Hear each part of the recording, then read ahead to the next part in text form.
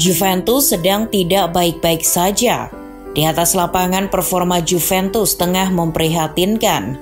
Meski kembali dilatih Massimiliano Allegri, performa Paulo Dybala CS masih angin-anginan. Juventus mengawali musim ini dengan kegagalan mereka memetik kemenangan di 4 laga pertama Serie A. Bahkan di giornata kedua, Sinyonya tua kandas 1-0 di kandang dari tim promosi Empoli. Sempat memetik 4 kemenangan beruntun di giornata 5 hingga 8. Juventus hanya berhasil memetik 1 poin di 3 laga berikutnya. Kualitas Juventus musim ini memang masih meragukan. Jikalau menang, skornya juga tipis. Selain itu, anak asuh Allegri kerap buang-buang poin di laga yang seharusnya bisa dengan mudah mereka menangkan.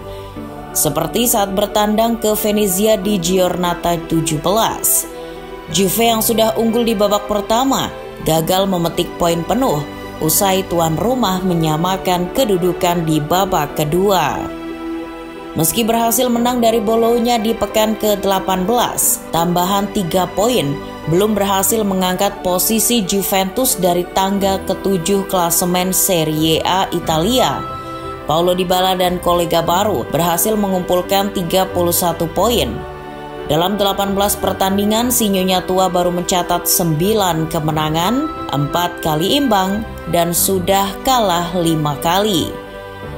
Sejauh ini Juve juga kesulitan memetik poin penuh kala bersua dengan klub-klub besar Italia. Mereka sudah kalah dari Napoli dan Atalanta, serta cuma sanggup menahan imbang duo Milan.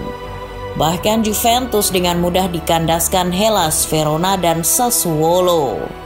Setali 3 uang, kondisi Juventus di luar lapangan juga tak jauh berbeda. Pernah menderita karena skandal Calciopoli, sepertinya tidak membuat jengah Sinyonya tua yang kembali berurusan dengan hukum di tahun 2021 ini. Kali ini bukan karena skandal pengaturan skor, melainkan dugaan adanya false accounting yang dilakukan kubu Juventus. Pada akhir November lalu, Guardia di Finanza atau polisi keuangan Italia melakukan penggeledahan di kantor Juventus yang terletak di Turin dan Milan. Penggeledahan tersebut dilakukan untuk mencari berbagai bukti terkait adanya dugaan false accounting. Sederhananya, Juve diduga telah memanipulasi data dalam laporan keuangan mereka. Kasus ini bermula dari temuan Consob, regulator keuangan yang bertanggung jawab untuk mengatur pasar sekuritas di Italia. Dalam hasil investigasinya yang dirilis pada bulan Juli, Consob menemukan adanya 62 transfer pemain mencurigakan pada musim 2018 hingga 2021 yang melibatkan beberapa klub Italia. Jika bukan hanya Juventus yang terlibat, lalu mengapa mereka yang paling disorot? Iya, Juventus memang bukan satu-satunya klub yang diduga melakukan kecurangan. Menurut beberapa sumber, kasus serupa juga lazim terjadi di liga-liga Eropa lainnya dan ada 18 klub yang tengah diinvestigasi, di mana 11 diantaranya berasal dari Italia. Khusus klub Serie A, Napoli, Genoa, Empoli, dan Sampdoria juga terlibat. Sementara itu, AS Roma, Atalanta, dan Inter Milan juga diperkirakan akan terseret ke dalam skandal ini. Namun masalahnya, dari 62 transfer mencurigakan tadi, 42 diantaranya melibatkan Juventus. Kejanggalan yang Consob temukan terkait transfer mencurigakan tadi adalah laporan keuangan yang klub peroleh dari hasil penjualan pemain atau dalam bahasa Italia disebut plusvalenza. Salah satu kasus yang paling disorot adalah pertukaran Miralem Pjanic dengan Arthur Melo dari Barcelona di musim panas 2020. Jurnalis Romain Molina bahkan menyebut bahwa pertukaran Pjanic Arthur adalah transfer ilegal. Seperti yang kita tahu, Miralem Pjanic dilego Juventus ke Barcelona sementara Arthur Melo menuju arah sebaliknya. Pjanic dijual dengan harga 60 juta euro, Sementara Juve membeli Arthur dengan harga 72 juta euro dan mengikatnya dengan kontrak berdurasi 5 tahun. Sepintas dari hasil penjualan kedua pemain tersebut, Juve mengeluarkan biaya 12 juta euro. Namun dalam laporan keuangan klub tidak tertulis demikian. Biaya yang ditimbulkan dari transfer pemain tidak dibebankan sekaligus, melainkan dikapitalisasi sesuai dengan masa kontrak si pemain. Biaya yang dibebankan selama durasi kontrak inilah yang dinamakan amortisasi.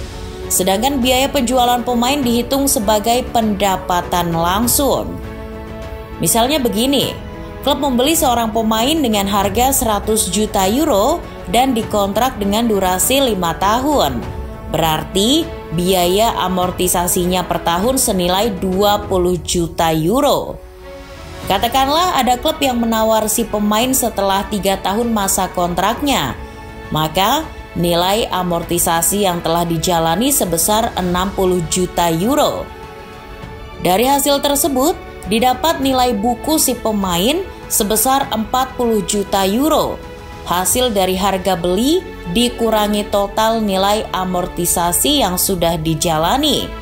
Artinya, klub hanya perlu menjual si pemain minimal dengan harga 40 juta euro agar tidak membukukan kerugian. Jadi, apabila ada klub yang membeli si pemain lebih dari 40 juta euro, klub berhasil mencatat keuntungan modal alias capital gain. Di Italia, istilah tersebut dinamakan plusvalenza. Masalahnya dalam kasus barter Pjanic dan Arthur, meski di atas kertas Juventus seharusnya tercatat mengeluarkan biaya 12 juta euro, tetapi berdasarkan hitungan Forbes, mereka mencatat keuntungan modal alias plusvalenza sebesar 41,8 juta euro. Kesepakatan seperti inilah yang tengah diinvestigasi. Selain itu, Pjanic dan Arthur disinyalir dijual tak sesuai dengan harganya. Kubu Juventus dianggap telah membesar-besarkan nilai transfer para pemainnya, khususnya para pemain muda yang dijual tak sesuai dengan harga aslinya dan membesarkan nilai plusvalenza yang mereka raih.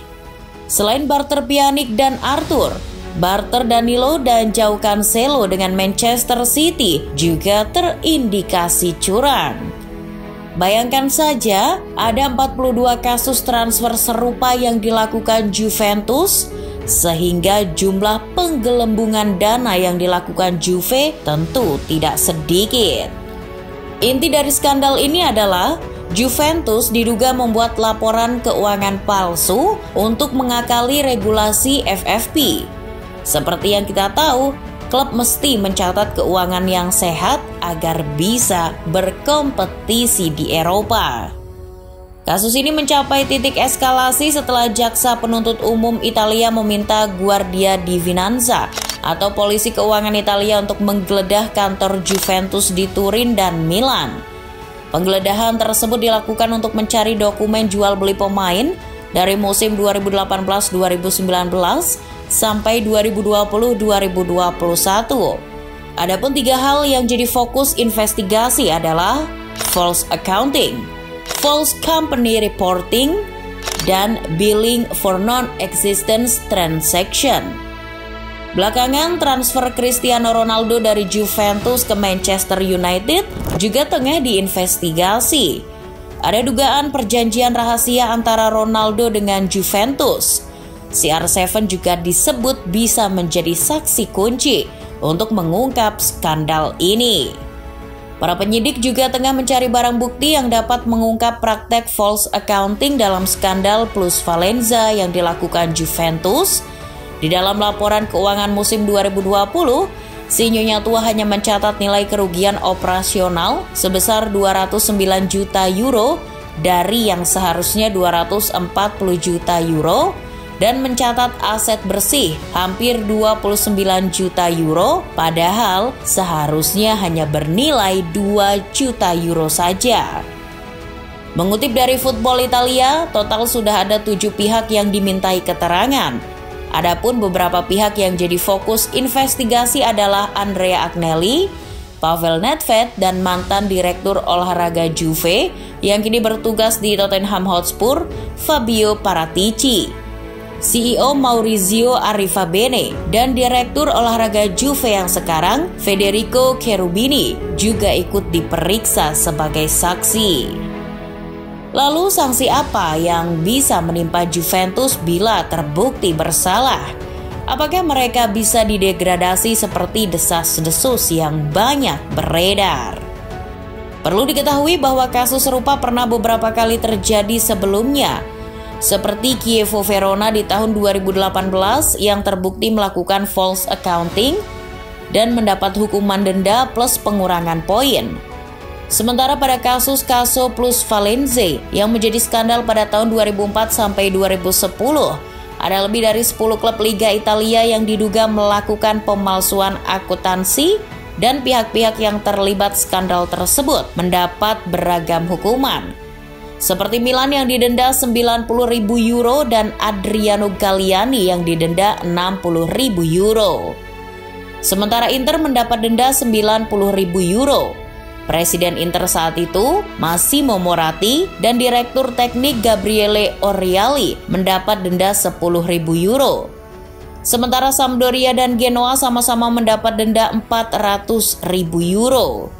Beberapa tokoh juga mendapat hukuman skorsing, seperti mantan pemilik Palermo, Maurizio Zamparini, yang di-banned 6 bulan hingga chairman Genoa, Enrico Preziosi, yang di-banned 5 tahun. Berkaca dari kasus false accounting di masa lalu, hukuman paling ringan yang menanti Juventus adalah denda atau pengurangan poin. Sementara sanksi terberat yang menanti adalah pencopotan Scudetto terakhir atau dicoret dari keikutsertaannya di kompetisi nasional maupun internasional. Sementara itu soal hukuman degradasi, sebenarnya pihak yang paling ingin agar Juve terdegradasi ke Serie B adalah Asosiasi Italia untuk Perlindungan Hak-Hak Konsumen atau Codacons. Presiden Codacons, Marco Donzelli, menilai bahwa praktek plusvalenza yang dilakukan Juve adalah ilegal. Selain itu, ia menilai bahwa dominasi Juve selama beberapa tahun terakhir merupakan buah dari kecurangan tersebut. Bila berkaca dari kasus Calciopoli, hukuman degradasi baru bisa diberikan apabila Juventus terbukti melakukan pelanggaran di bidang olahraga yang mencederai kompetisi yang mereka ikuti. Soal apakah Juventus terbukti melakukan pelanggaran olahraga di kasus false accounting ini, keputusan akhirnya ada di tangan FIGC. Sekali lagi, kasus ini tak hanya melibatkan Juventus saja, dan proses penyelidikan yang dilakukan pihak berwenang di Italia masih berjalan. Jadi, tunggu saja tanggal mainnya.